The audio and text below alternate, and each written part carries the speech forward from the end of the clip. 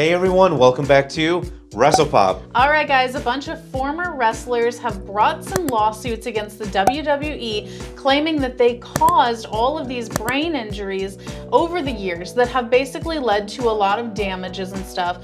And they've been struck down every time that they tried to advance their lawsuits.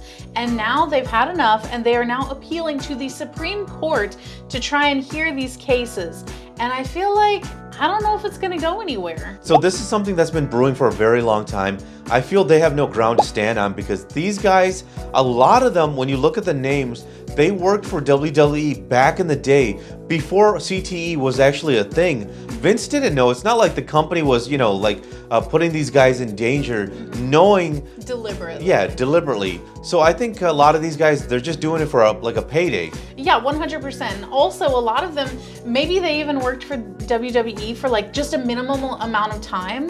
And then they worked for other companies as well, probably for even longer. Especially a guy like Sabu who's involved in this lawsuit. Guys, he was mostly in ECW where they were doing all those crazy hardcore matches and stuff. So I think it's safe to say if he's got anything wrong with him, it's from back in the day doing like barbed wire matches and whatever else he did for Paul Heyman, not Vince McMahon. Exactly. And now listen, a lot of these guys are also saying, well, they brought lawsuits against the NHL and the NFL and that worked out. And they said that this is even worse because these matches were actually choreographed and scripted and all this stuff. And so I'm like, but that actually works in the opposite way, because if it was choreographed, then you should have been able to, as a professional, make it so that you're not hurting yourself and be able to choreograph things in a way that you're not putting yourself in direct danger. So how on earth can you hold the company accountable for what you didn't do as a professional? Plus, here's another thing people always talk about with wrestling, and that is the amount of guys that have passed away over the years. Wrestling has lost a lot of people, right? But here's the thing, man. Back in the day, wrestling was basically like a carny act, So a lot of the guys who got into wrestling, they were society's misfits. They come from like broken homes, they were like poor, they needed a job and all this kind of stuff.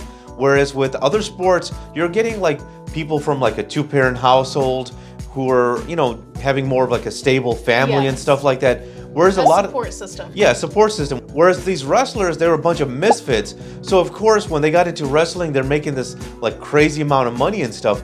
They're doing drugs, they're doing steroids, they're drinking a lot of alcohol. So basically, they were abusing their body. So it's not just like, what's going on in the ring. It's the activities outside, maybe where all these medical problems are coming from. It's cumulative. Yes. So it's going to be interesting what happens with this lawsuit because the lower courts have basically just like laughed at them when they bring it up.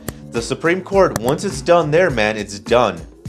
All right, guys, that's the video. If you like what we're doing here, definitely check out our other channel, 5 Minute Eats, and don't forget to give us a like and subscribe.